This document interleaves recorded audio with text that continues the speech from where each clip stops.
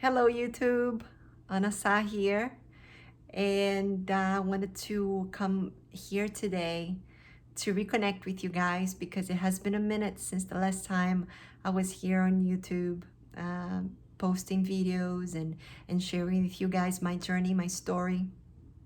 And that's the reason why actually I wanted to come here today, is to once again share my story, but from a different place, because I have learned in this almost 41 years of life that is okay and very natural for us to redefine ourselves, to reinvent ourselves every time that we go through a certain experience. It's completely natural. Often we are almost guilty of letting go of the old selves or the things that we used to do, that we used to say, that we used to be and represent. And it's hard for us to make this switch and to really sit with property on what we have become. And with that being said, I lately come with this realization that I am not Anasa. I'm just being Anasat right now. And at this moment, I'm also being a therapist that works with flower essences, the Amazonian flower essences. I'm a therapist that works and holds space for illuminated quantum healing sessions. And I'm also a mentor for those that would like to go in a journey of getting to know themselves deeper and greater so they can fulfill their deep desire and purpose in life. Because all of those techniques and all of this work has helped me so much to find my own, that I'm now passionate about sharing and helping others to do the same. So I'll be here more often, um, sharing insights and the things that I have learned and teaching you guys what I have learned and sharing about my sessions, what I also have learned with the people that I work with, the people that come to do work with me, and often with the things that really catch my attention, like neuroscience, the power of the mind. I have so much to share on that subject. But today is a talk about myself and opening my heart once again about my story. So here we go. I'm being Ana Sá, and for a while I was being Ana, born in Brazil, in Rio, and a very happy childhood I had. For a while I was the only daughter, and I love to be in Rio at the beach, so it's something that I really enjoy doing it. But when I was 8 years old, was my sister was born, and that time, that was a little bit of financial difficulties became to happen. And when I was on my 19th year of age, I lost my father.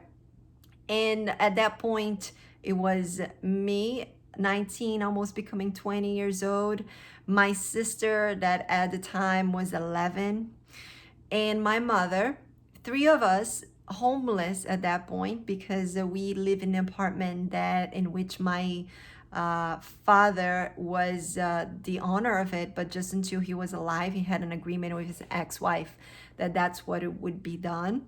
And when he passed away, we lost the apartment, and it was non-negotiable with his ex-wife. And it was a whole process too of me, like, as I grew up, for forgiveness and compassion and understanding. But at that time was a very challenging time of my life, and my sister and my mother. But it has taught me so much about resilience and about the power that resides within me, and the power of women in general, how powerful we really are, and how can we really support each other and grow together. So a sense of deep respect for my mother and my sister growed on this phase, and it got me to understand that the challenges we go in life, they are not there to punish us in any way, shape, or form. They are to strengthen us, to make us learn about our own personal strength and keep moving forward in life. So that was a challenging time, but looking back, I'm grateful for that. So I am the woman that I am today because of that experience. And when I was 26 years old, I met my ex-husband in Brazil, and he lived in the United States at the time. And but his family was from Brazil, and I met him at the gym that I used to work. So at the time, I was being a personal trainer. I always been athletic and active. So exercise and science was a great way for me to go through those challenging moments of my life, to be into my physical body and to explore that physicality, which I think is very natural of the human beings, to go to get to know that physical body and what it's capable of, was very important to me. And through this relationship with my body, I could process my pains, my aches, my suffering, and also be active. And that activity to this day is still a way for me to process emotions and many other things. So I was being at the time a personal trainer, and I went to school and had a bachelor degree. I took a bachelor degree in an exercise and science at the time. And I met that my ex-husband at the gym that I used to work. And it was very quick that we fell in love. And I was in 1 year already working to come to the United States. But I was already interested of coming here to learning the language, to learning English at the time. In Brazil, we studied just a little bit. Just here in the United States, I have a little bit of in school of Spanish. In Brazil, we had English. And I knew a little bit, but I wanted to put myself into a pair, which is an exchange program that existed to this day still, when women that have experience with babies. And at the time, I used to teach swimming classes for babies, or infant in general, kids that have this relationship with kids, are willing to come into a family and work for them, for the kids, and in exchange have a place to live and make a little bit of money. It's a little bit of a payment there, but also learn the language. So I was already in the work of getting this done, and it worked out for me to end up in a family in Connecticut, and my ex-husband lived in Massachusetts.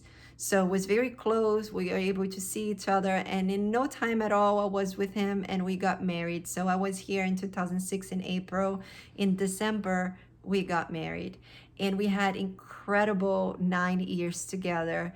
It was such a beautiful time that we were together. And at this time, I had everything that is called the normal life to be a successful person. So at 26, I had a good job. I was working as a supervisor at the Harbor Beach Marriott in Fort Lauderdale, the fitness center there. And I at this point, I did my first yoga training when I first got here. I started realizing that more of the self-discovery would come also to a more holistic approach of getting into the physical body, but also into the spiritual and emotional bodies. And that's how yoga got me. And I started like right away in 2006 of doing a yoga training. And from there, work in many places. And here I was in Florida, bought a house, the whole thing that is called successful and the right thing to do, right? And I was happy. I was really happy through those years. But then another big break happened, and our separation and divorce happened 9 years later. And that was another big challenge, right? That was another big opportunity to reevaluate the things that I wanted in my life. And for the second time, I was homeless. Of course, that I wasn't homeless in the sense of like asking for money in the streets, which is nothing wrong with that. If you get to that point, everything is a phase in our lives that we have to live and see as an opportunity. Of course, it's hard for you to see when you're going through a very challenging moment, like being homeless, right? I was homeless in the sense that I sold my house, and I was alone now in the United States, even though it has been at this point over 10 years that I was in the United States, already speaking the language, and with full conditions of getting myself up into the game again. But all the support, the family support that I had, that was my ex-husband and his family, was now gone. We ended up not in such good situation, and friendly. It was friendly, but not friendly at the point that I could continue the relationship at that point with the family. So I was then alone for the first time in the United States, right? And I had to redefine myself there once again. And to be honest, once again, it was another gift. At that point, I decided that I wanted to be an entrepreneur. I was already working that, and my ex-husband was giving me the support in terms of the financial part of everything, so I could be comfortable on being home working on my business. And there I was. So now I don't have that support system anymore, and I have to redefine myself once again. I promised myself at that time that I did not want it to go back to corporate America and to work for somebody else, but I had to, right? And I had to go back to it, and go back to do what I was known for, or what I was expected to be, which was a trainer, which was somebody that went to school and had that whole education and preparation to do so. And even though deep, deep, deep in my heart, it wasn't something that I really was so excited about doing like in the beginning anymore, because I was more now starting to explore my, through this pain, my spiritual and emotional bodies, and yoga became so relevant and strong in my life. But so did this need of feeling strong and capable of. And I went deep into fitness competitions at this time. I found the discipline very important for me to move through, and for me to accept the things that I couldn't change, which was the fact that I had to go back to corporate America so I could sustain myself, so I could financially have a place to be, and just really work on this new life that was presenting itself to me. And fitness became also an identity at that point. I am the personal trainer, but I'm also the fitness competitor. And I dove deep into it, and I trained a lot, and I had discipline, meals, all the things that you have to do in order to keep yourself in line for those competitions. And I did that for about 3 years. But always my spiritual part and my spiritual side was there. I was not teaching so much yoga at the time, but I was studying a lot. I was listening to spiritual teachers. I was meditating a lot. I was going to weekly sound healing meditations and doing my own meditations. And at that point, I was just strong physically, strong mentally, and my spiritual self was also developing. And with that, slowly, this need of being so much into the physical body, and being so much into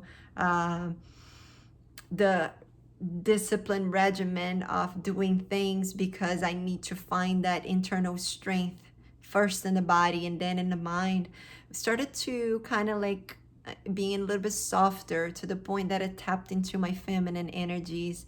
I did a trip to Hawaii by myself. It was so beautiful, and I have this tattoo that was done in Hawaii, and that trip was a big marking point for me to really understand that it's okay uh, to be a little bit softer towards things, yet continue to hold in into the discipline and strength that I have acquired through those years of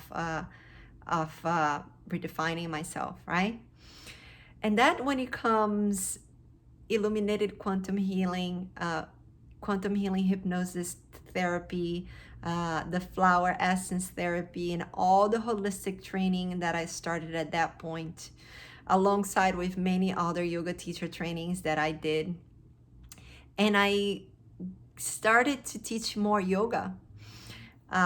Left the corporate job as a personal trainer that I was doing for 3 years now, and started to go full time as a yoga teacher. And in those classes, I had the opportunity to share that based in the yoga philosophy, based on this ancient teaching that it is about union of body, mind, and spirit. It was the point that everything was coming together, and I was able to share it. My teacher at the time, still my teacher, one of my teachers, my yoga teachers, Philip Christodoulou. I'm sure that if you are in South Florida, you know him. He said in the teacher training once, you're not doing this teacher training to necessarily teach, especially if you haven't had experience teaching yet. You're doing this training to get to know more about yourself and how yoga can help you.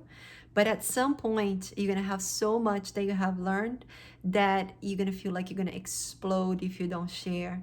And that's how I was feeling at the time. There was so much learning and so many things that I have learned through my own life and how yoga has helped me, that I wanted to share more and more. And even though I have been teaching yoga here and there for the past 10 years or 9 years at the time, 8 years, because I was at Anotara for 3 years teaching there, was that at that point, I was teaching full time. I was no longer teaching here and there. I was teaching full time. And that was a beautiful time of my life for sure. So many other lessons I got there, an acceptance of myself and not judging myself for how many people I would have in the class, but what is the message that I would come to share. So once again, the idea of success and what it is to be successful knocked on my door for me to really check in to know what success meant for me. And I had 3 years there of incredible relationships that I have created. I had 3 years in which I got to really grow into the woman that I was becoming at the point, independent, with a lot of things to share and a lot of things to learn. And this past year of 2020, which has been a year of challenge for all of us, caught me by surprise, but it didn't at the same time, because I was also in need. There was something there that was missing. I'm sure that you can relate if you're watching this. Something there that was missing. And what I found out is that here I was transforming again, becoming again another Anasa, right? And yoga is still and always will be part of my life. I still teach in yoga privately. I still like to teach the philosophy part of yoga. But 2020, with no classes to teach because we're all in lockdown and at home, but already been studying for the 2 years or 1 year prior quantum healing hypnosis therapy, the flower essences therapy that I went to Brazil, to the Amazon last year, and I got to immerse myself into that incredible forest. All of that was rising within me, this wanting to share my story from that perspective, from this perspective now, no longer from the physical perspective, but including the physical perspective to the emotional, to the spiritual, and putting everything together in the therapies that I'm offering now. And now here I am, right? Now I am being this therapist that I have found so much beauty in helping people through the quantum healing hypnosis, the flower essences, and the yoga in a private way. And 2020 is really pushing me to really become this entrepreneur, this independent entrepreneur that I always wanted to become, and taking responsibility for my actions. And that's one of the reasons why I'm going to be here more sharing with you, because a big part of this project, this journey, is to be here sharing with you what I'm learning and all that I'm doing. Um, and that's about it, guys. That's what I wanted to share today. A recap of my story, what I'm being right now. You can expect more videos here about illuminated quantum healing sessions, about my mentorship too, how it works, because in the mentorship I put everything together: yoga, Amazonian flower essences, and illuminated quantum healing. So we have the opportunity to explore all of those things that have worked for me. And in the future, pretty soon, I'm going to share with you how quantum healing hypnosis have helped me to find this new path, how the Amazonian flower essences came to my life, and how was my experience in the Amazon, and so much more. So that's it, guys. I hope you enjoyed this. Please leave comments and anything that you wanted to interact and connect with me here. I would love to hear from you.